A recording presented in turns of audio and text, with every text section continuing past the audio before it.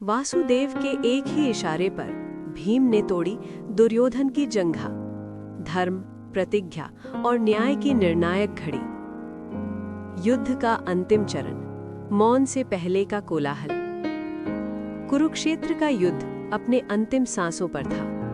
18 दिन, लाखों प्राण, और अब केवल 2 योद्धा शेष थे, भीमसेन, दुर्योधन। धरती पर गदा युद्ध का घेरा बना। आकाश में देवता, धरती पर मनुष्य, सबकी दृष्टि वही थमी थी। दुर्योधन, गर्व से भरा, वरदान से सुरक्षित।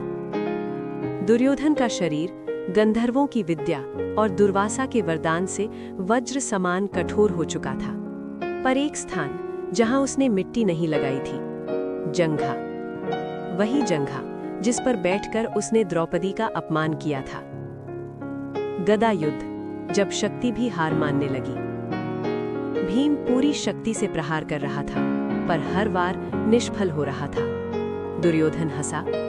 भीम, तेरी प्रतिज्ञा आज टूटेगी। भीम के हाथ कांपने लगे।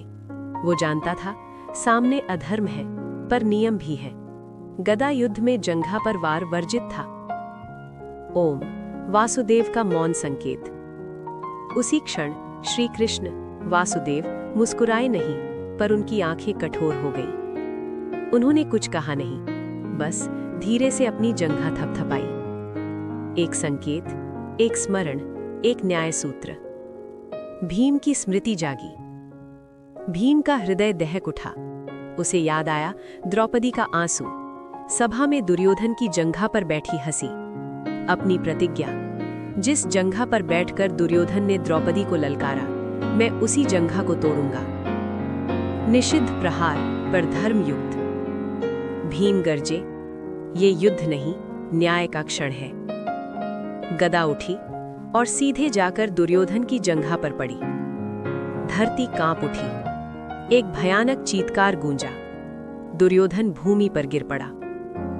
मर्यादा टूटी, अधर्म समाप्त।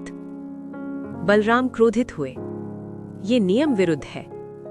पर श्री कृष्ण शांत थे। उन्होंने कहा, जब मर्यादा को पहले तोड़ा गया हो, तब न्याय नियम से ऊपर उठता है। दुर्योधन की पराजय। दुर्योधन छटपटा रहा था।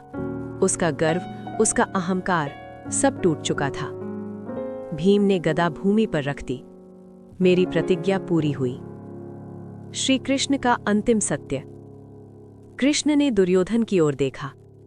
तूने जिस जंघा को नारी के अपमान का सिंहासन बनाया, वही आज तेरे अंत का कारण बनी। निष्कर्ष, ये केवल एक गधा प्रहार नहीं था, ये था द्रौपदी के आंसुओं का उत्तर, भीम की प्रतिज्ञा की पूर्णता, अधर्म पर धर्म की अंतिम मुहर, और वासुदेव का वो इशारा, शब्दहीन पर युगों तक गूंजने वाला। तो दोस्तों, वीडियो कैसी लगी कमेंट करके जरूर बताएं, और ऐसी ही बहुत सारी कहानियों, कथाओं और जानकारियों को सुनने के लिए मेरे चैनल को सब्सक्राइब करें। धन्यवाद।